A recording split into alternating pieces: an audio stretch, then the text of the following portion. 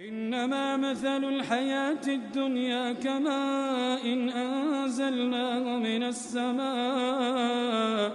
فاختلط به نبات الأرض مما يأكل الناس والأنعام حتى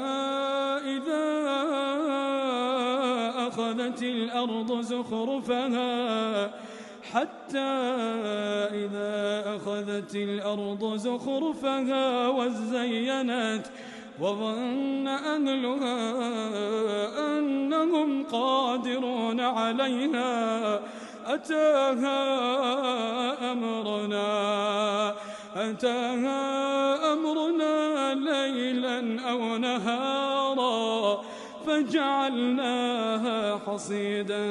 كأن لم تغن بالأمس كذلك نفصل الآيات